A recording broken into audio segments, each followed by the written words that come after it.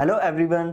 सारथी IAS में आप सबका स्वागत है। साथियों, आज हम लोग बात करेंगे संविधान की। तो सबसे पहले जानते हैं संविधान क्या होता है। साथियों, संविधान नियमों और कानूनों का समूह होता है जिसकी सहायता से किसी राज्य की शासन व्यवस्था का संचालन किया जाता है। साथियों, जिस तरह से परिवार या किसी संगठन को चलाने के लिए भी रूल्स एंड रेगुलेशन चाहिए होते हैं, उसी तरह से किसी राज्य को चलाने के लिए भी नियम और कानूनों की आवश्यकता होती है ताकि वह सुचारू रूप से चल सके। तो संविधान साधारण भाषा में नियम और कानूनों का समूह ही है जिसकी सहायता से कोई राज्य की सरकार चलती है। तो आगे हम लोग बात करें, मैंने आपको राज्य की बात कही, तो राज्य के बारे में साथियों, जो राज्य व्यवस्था है संविधान में, उसमें एक सिंपल सी परिभाषा है कि राज्य एक इकाई है। इसमें 3-4 तत्व शामिल है। वो हम बात करें, राज्य एक इकाई है जिसमें निश्चित भूभाग पर लोगों का समूह निवास करता है। पहली चीज ये निश्चित भूभाग चाहिए, और दूसरा लोगों का समूह मतलब आम जनता निवास करती है। जिस तरह से भारत भूमि है, निश्चित भूभाग है, उसमें भारतीय निवास करते हैं, तो लोगों का समूह निवास करता है। साथ ही एक संप्रभु शासन व्यवस्था हो, जिस तरह से भारत सरकार किसी दूसरे देश के निर्देशन में या आदेश पर कार्य नहीं करती है, उसी तरह संप्रभु शासन व्यवस्था। साथियों, यहाँ पे संप्रभु इंपॉर्टेंट है वर्ड। संप्रभु का मतलब है कि वह देश या राज्य अपने निर्णय स्वयं करता है, वही संप्रभु होता है। तो संप्रभु शासन व्यवस्था। तो साथियों, राज्य क्या है? राज्य एक इकाई है जिसमें निश्चित भूभाग पर लोगों का समूह निवास करता है और वहां पर संप्रभु शासन व्यवस्था है, वही राज्य है। तो मैंने आपको बात कही राज्य के बारे में। अब हम बात करें राज्य के प्रमुख तत्व कौन, राज्य में जैसे कौन कौन शामिल है। तो मैंने इस परिभाषा में ही आपको बता दिया कि राज्य में प्रमुख तत्व कौन कौन से शामिल है, राज्य में क्या क्या शामिल होना चाहिए। तो साथियों, 3 पॉइंट से जो शामिल होते हैं। पहली बात बताई मैंने, भूभाग, एक निश्चित भूमि, जैसे भारत भूमि है, भारत देश है। इसके बाद जन समूह, जिस तरह से भारतीय लोग जो लोग हैं, वहां के राज्य के या देश के जो लोग हैं वो जन समूह राज्य के तत्व में शामिल है। और शासन व्यवस्था, अर्थात शासन व्यवस्था मतलब जो सरकार है वो एक निश्चित संप्रभु सरकार होनी चाहिए। संप्रभु मतलब जो अपने निर्णय स्वयं करे। तो साथियों, ये राज्य के समूह में शामिल होते हैं। आगे हम लोग बात करते हैं लोकतंत्र की। साथियों, जिस तरह से संविधान है, सब भारत में लोकतांत्रिक व्यवस्था है। आपने सुना होगा लोकतांत्रिक व्यवस्था, लेकिन लोकतंत्र होता क्या है उसके बारे में बात करें तो साधारण भाषा में बात करें साथियों, तो लोकतंत्र 2 शब्दों से मिलकर बना है। एक है लोक और दूसरा है तंत्र। तो साथियों, लोक और तंत्र, लोक मतलब जनता और तंत्र मतलब व्यवस्था। मतलब क्या है? जनता और व्यवस्था मतलब जनता द्वारा स्थापित व्यवस्था। इसका मतलब क्या है? जनता द्वारा स्थापित व्यवस्था का तात्पर्य क्या है कि साथियों, जो देश की सरकार बनती है वो सरकार जनता द्वारा चुनी जाती है। जिस तरह से अपने भारत में जो अभी आने वाले समय में आम चुनाव होंगे, तो जो चुनाव में जिस दल को सर्वाधिक सीटें मिलेगी वो सरकार बनाता है। तो सरकार कौन चुनता है? जनता चुनती है। अर्थात भारत में क्या है? लोकतांत्रिक व्यवस्था है, लोकतंत्र है। अब हम लोग बात करें साथियों, लोकतंत्र में काम कैसे होता है। तो साथियों, लोकतंत्र में काम करने के लिए 3 अंग है, प्रमुख 3 अंग है साथियों। उसके बारे में हम लोग बात करें तो सबसे पहला है साथियों व्यवस्थापिका, दूसरा है कार्यपालिका और तीसरा है न्यायपालिका। तो 3 प्रमुख अंग है साथियों, व्यवस्थापिका, कार्यपालिका और न्यायपालिका। तो हम लोग बात करें एक एक करके क्या क्या है। सिंपल शब्दों में हम लोग बात करें तो व्यवस्थापिका का कार्य है व्यवस्था करना। अब व्यवस्था किस चीज की करती है साथियों? व्यवस्थापिका का कार्य है कानून का निर्माण करना। जो देश में नियम और कानून है, वह नियम और कानून कौन बनाती है? व्यवस्थापिका। तो साथियों, व्यवस्थापिका को एक और शब्द से भी जाना जाता है, वह है विधायिका। व्यवस्थापिका और विधायिका एक ही होती है साथियों। और भारत में व्यवस्थापिका कौन है साथियों? भारत में व्यवस्थापिका है भारत की संसद। हम लोग इसके बारे में डिटेल में बात करेंगे, संसद के अंग कितने हैं, संसद में कौन कौन शामिल होता है।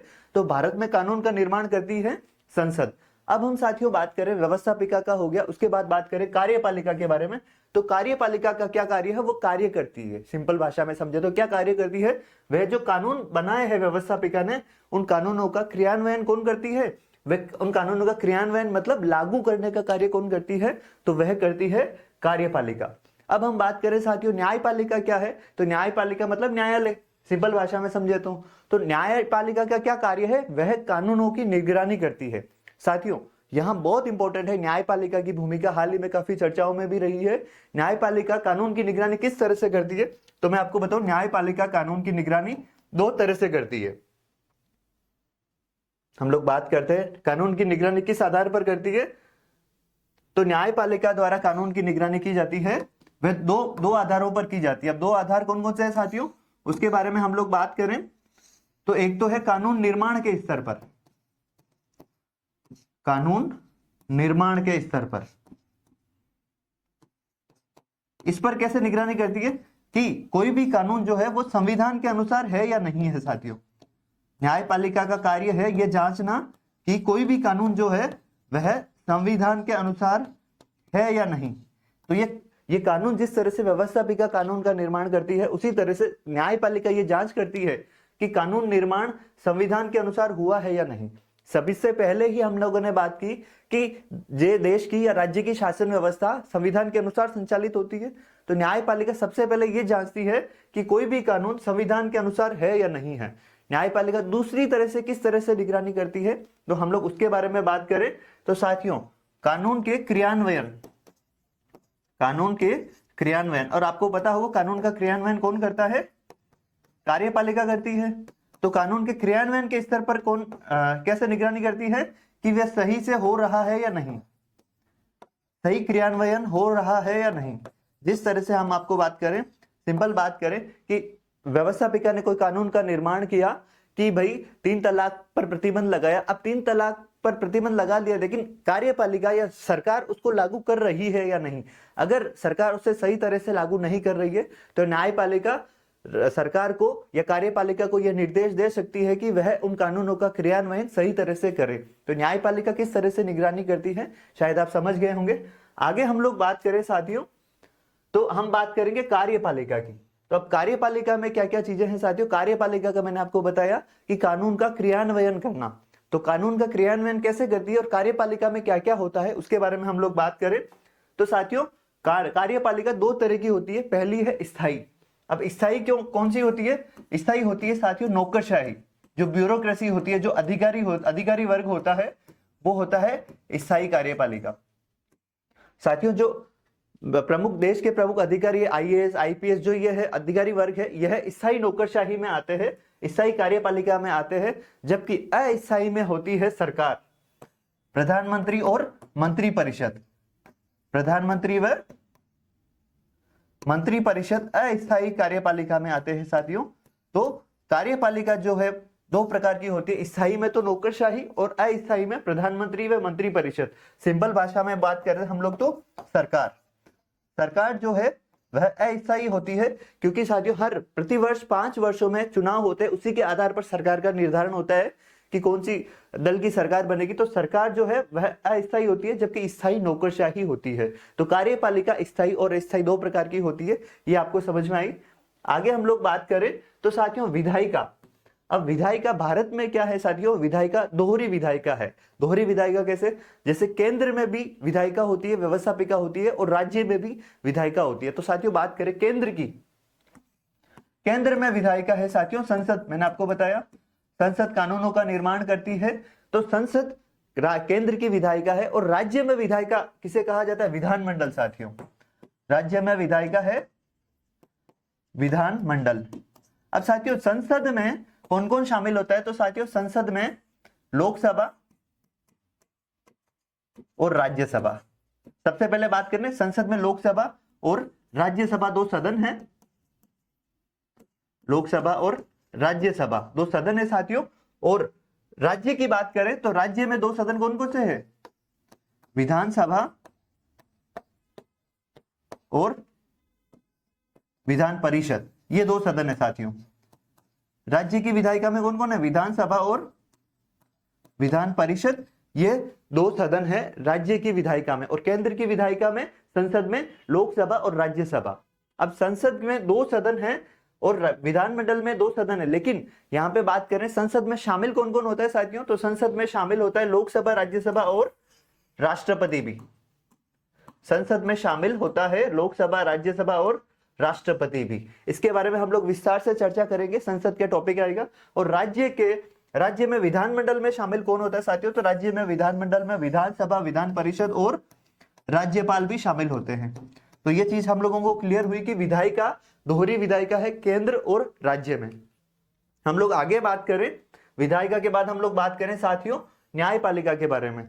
तो न्यायपालिका में साथियों केंद्रीय स्तर पर है सर्वोच्च न्यायालय और राज्य स्तर पर है उच्च न्यायालय। लेकिन साथियों भारत में न्यायपालिका दोहरी नहीं है, एकल न्यायपालिका, एकीकृत है। एकल न्यायपालिका कैसे है साथियों?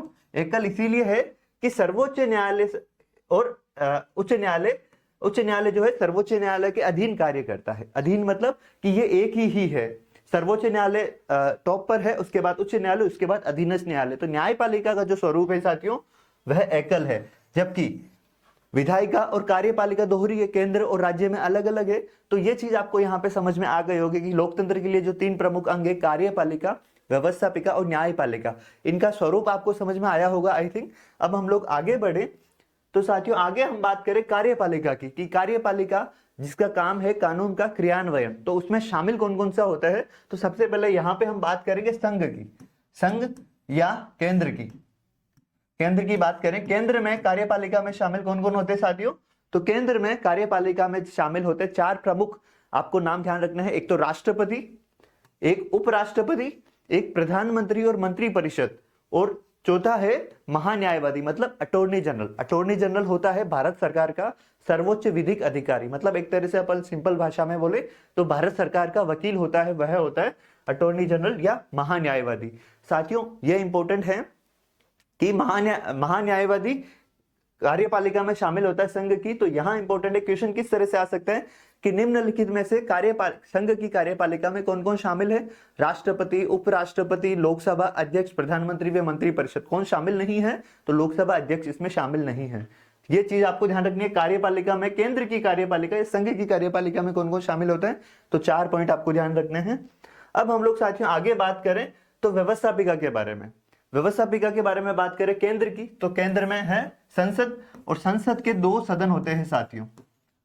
संसद के 2 सदन हैं, लोकसभा और राज्यसभा। जैसा मैंने आपको बता दिया पूरा कि भी लोकसभा और राज्यसभा 2 सदन है, इसमें शामिल होते हैं राष्ट्रपति। तो संसद के 3 अंग हो जाते हैं। ये चीज हम लोग डिस्कस कर चुके हैं। आगे हम लोग बात करें साथियों, अब जो संविधान पढ़ा रहे हैं हम लोग, तो उसके बारे में आपको एक कंपैरेटिव एनालिसिस हो जाए ताकि आपको पढ़ने में आसानी रहे। तो हम लोग केंद्र और राज्य के जो पद है उनका तुलनात्मक रूप से डिस्कस कर लेते ताकि आपको आगे पढ़ने में आसानी रहे। तो साथियों हम लोग बात करें, जिस तरह से केंद्र में होता है राष्ट्रपति का पद, उसी तरह से राज्य में राज्यपाल का पद होता है। साथियों राष्ट्रपति जिस तरह से भारत का पहला नागरिक या प्रथम नागरिक होता है, उसी तरह से राज्यपाल जो है वह राज्य का पहला या प्रथम नागरिक होता है। हम बात करें जिस तरह से केंद्र में है उपराष्ट्रपति का पद, उस तरह राज्य में उपराज्यपाल नहीं है साथियों। केंद्र शासित प्रदेशों में जरूर उपराज्यपाल होते हैं, लेकिन राज्य में उपराज्यपाल का कोई पद नहीं है। हम लोग बात करें प्रधानमंत्री की, साथियों जिस तरह से केंद्र में प्रधानमंत्री होता है उसी तरह से राज्य में होता है मुख्यमंत्री। आप इस चीज पे गौर करिएगा, जब संविधान का निर्माण हुआ तब प्रधानमंत्री और मुख्यमंत्री 2 अलग अलग पद बनाए गए। जिस तरह से मैंने आपको बताया कि कार्यपालिका दोहरी है भारत में, तो प्रधान, जिस आप शब्दों पे गौर कीजिएगा, प्रधान और मुख्य 2 पर्यायवाची है साथियों। प्रधान और मुख्य ये पर्यायवाची है, प्रमुख ये सब पर्यायवाची है। तो प्रधान या मुख्य मतलब प्रमुख मंत्री, ये एक मंत्री ही होता है लेकिन मंत्रियों में प्रमुख होता है। केंद्रीय स्तर पर इसे प्रधानमंत्री कहा जाता है और राज्य स्तर पर इसे मुख्यमंत्री कहा जाता है साथियों। अब हम लोग बात करें मंत्री परिषद की, जो केंद्र में मंत्री परिषद होती है साथियों, इसे इंग्लिश में काउंसिल ऑफ मिनिस्टर कहा जाता है। ये मंत्रियों का समूह होता है, जो सभी मंत्री शामिल होते हैं वो मंत्रियों का समूह होता है। उसी तरह राज्य में भी मंत्री परिषद होती है साथियों। आगे हम लोग बात करें तो केंद्र में जिस तरह से महान्यायवादी होता है अटॉर्नी जनरल, उसी तरह से राज्य में पद होता है महाधिवक्ता। साथियों इसे इंग्लिश में बोलते हैं एडवोकेट जनरल। एडवोकेट जनरल साथियों, यहां पर इंग्लिश में एजी दोनों है, लेकिन केंद्र में जो है अटॉर्नी जनरल और राज्य में एडवोकेट जनरल। महाधिवक्ता राज्य में होता है और महान्यायवादी केंद्र में होता है। ये चीज आपको समझ में आई, ये कार्यपालिका के भाग भी हैं। तो हम लोग आगे बात करें केंद्र और राज्य की तुलना के बारे में, तो केंद्र में जिस तरह संसद होती है उसी तरह आपको मैंने बताया राज्य में होता है विधानमंडल।